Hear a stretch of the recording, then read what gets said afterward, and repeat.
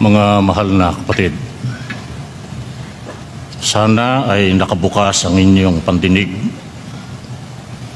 Higit sa lahat ang ating pag-unawa upang pakinabangan natin ang gagawin nating pag-aaral sa pagkakataong ito. Mahalaga ang paksang tatalakayin natin sapagkat ang panahon kung saan tayo nabubuhay ay isang panahong maligalig at totoong napakahirap ng pamumuhay. Kaya nga, ang karaniwang nakikita natin ay ang matinding pagsisikap na ginagawa ng tao sa layuning makasumpong ng makasasapat sa kanilang kailangan araw-araw. At higit sa lahat, para sa iba, matupad ang kanilang mithiin na sila ay makaahon sa matinding karukaan ng buhay. Tayo man, na mga kaanib sa loob ng Iglesia ni Cristo, ay nagsisikap at meron ding ganyang mga mithiin. Ang malaking pagkakaiba nga lamang, simula nang tayo ay napaanib sa Iglesia ni Cristo, natutuhan natin ang tamang pagbalanse sa paggamit ng panahon.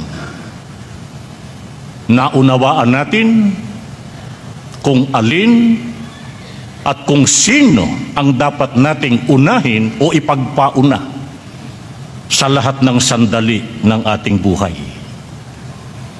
Ano po ang ating natutunan? Sino ba ang dapat nating gawing una sa ating buhay?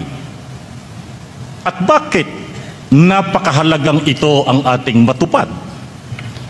Pakinggan ninyo ang babasahin ko sa aklat ng Mateo 6:31 at patuloy.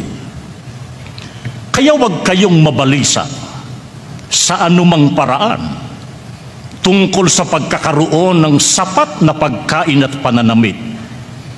Bakit ninyo tutularan ang mga pagano? Sapagkat ipinagmamalaki nila ang lahat ng bagay na ito at labis na nababalisa tungkol sa mga ito. Subalit, alam na ng inyong Ama na nasa langit na kailangan ninyo ang mga ito.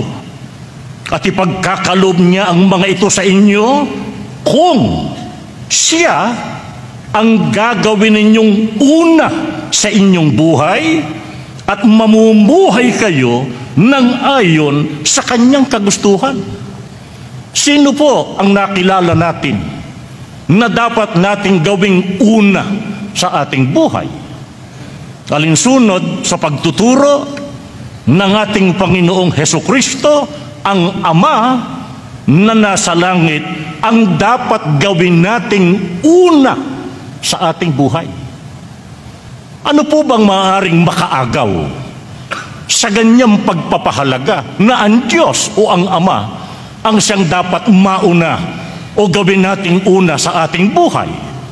Ang sabi ng ating Panginoong Hesukristo, huwag niya kayong mabalisa tungkol sa inyong pamumuhay, sa inyong pagkain, sa inyong pananamit. Ano po ang ibig sabihin ng pagkain at pananamit? Yan ho ang mga pangangailangan ng tao sa araw-araw na sumasagisag sa mga bagay na material. Lahat ng tao kailangan yan. Pero ano pong masamang nangyayari sa iba? Nababalisa. Sino ang pangunahing mga tao na ipinakilala ni Kristo na ang kabalisahan ay nakatuon sa mga bagay na kanilang pangangailangan sa araw-araw? Yung mga taong pagano. Tanungin nyo ang maraming iglesia ni Kristo, paano sila nakatatawid? Sa kabila ng maraming balakid, sa kabila ng maraming intindihin, sa kabila ng maraming problema. Tanawin ninyo yung mga nakikita nyong iglesia ni Kristo na nakaangat, nagsimulang maliit sa kanilang kalagayan, nagsimulang abang-aba, pero nabago ang antas ng kanilang kalagayan. Iisasagot niya, awa lahat ito ng Diyos. Awa ito ng Diyos sa amin. Ang tanong, bakit sila kinaawaan ng Diyos? Bakit sila pinagpala? Bakit sila biniyaya ng Diyos ng gayon? Bakit ibinigay ang kanilang pangangailangan at higit pa kaya nakatim sila ng ginhawa? Isa lang ang sagot diyan. Inayos nila ang pakikitungo sa Diyos. Ang Diyos ang nauuna sa buhay nila araw-araw kahit masuliranin. Makumbinsi sana namin kayo, mga kapatid, na kayo man kahit anong problema ang bumangon, unahin niyo ang Diyos. Pag may problema, sa Kanya kayo kagad tumakbo. Pag wala na kayong kapanatagan, siyang unang hanapin ninyo. Pag meron kayong sakit, siyang unang lapitan ninyo. Sa Kanya kayo dumulog at magmakaawa. Pagka kayo kinakalom ng matinding agam-agam, lalo na kung kayong ama o ina o magulang na siyang tinatanaw ng inyong mga anak sa kanilang pagiging kalagayan, ang unahin ninyo na lapitan ay ang Panginoon Diyos. Hayaan nyo na yan ang masalin sa buong sambahayan ninyo, na hindi sila hihiwalay sa Diyos kahit ano pa ang mangyari sa kanilang buhay. Pagka ganyan, nakatitiyak tayo. Hindi tayo nabigo bilang isang ama na responsable. Hindi tayo nabigo bilang isang ina. Hindi nabigo ang isang mabuting magulang kung naisalin niya ang isang tunay na pagkakilala at pananalig sa Diyos sa kanyang sariling sambahayan.